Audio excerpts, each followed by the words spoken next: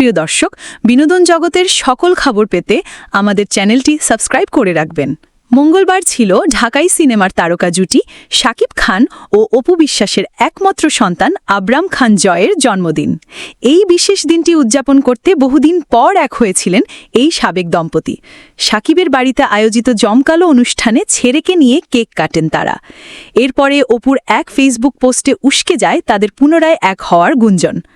তবে সব জল্পনার অবসান ঘটিয়ে অপু বিশ্বাস নিজেই জানালেন শাকিবের বাড়িতে যাওয়ার কারণ।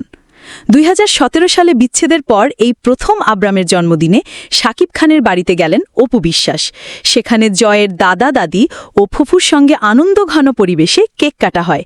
এই মুহূর্তের কয়েকটি ছবি অপু বিশ্বাস তার ফেসবুক পেজে শেয়ার করে ক্যাপশনে লেখেন, সুখী পরিবারের কিছু মুহূর্ত, আমাদের জন্য সবাই দোয়া করবেন। বিচ্ছেদের পর এমন ক্যাপশন সহ ছবি দেখে ভক্ত অনুরাগীদের মধ্যে তুমুল আলোড়ন সৃষ্টি হয়। সামাজিক যোগাযোগ মাধ্যমে ছবিগুলো ভাইরাল হওয়ার পাশাপাশি অনেকের মনেই প্রশ্ন জাগে, তবে কি ছেলের টানে আবারও এক হতে চলেছেন শাকিব অপু? বুধবার দিনভর চলা এই গুঞ্জনের অবসান ঘটান অপু বিশ্বাস নিজেই।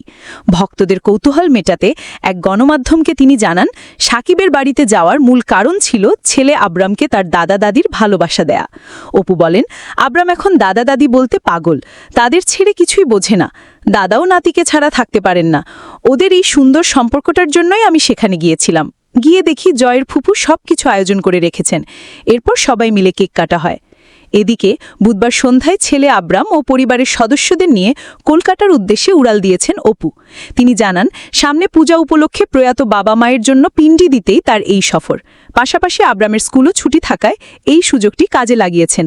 আগামী 12 অক্টোবর তিনি দেশে ফিরবেন। বর্তমানে রূপালী পর্দার কাজেও বেশ ব্যস্ত অপু। সম্প্রতি অপু জয় চলচ্চিত্র নামে নিজের প্রযোজনা সংস্থা খুলেছেন এবং সরকারি অনুদানে লাল শাড়ি সিনেমাটি নির্মাণ করছেন, যেখানে তিনি কেন্দ্রীয় চরিত্রেও অভিনয় করবেন। অন্যদিকে আগামী 30 সেপ্টেম্বর তার অভিনীত ঈশা খাঁ ছবিটি মুক্তি পেতে যাচ্ছে।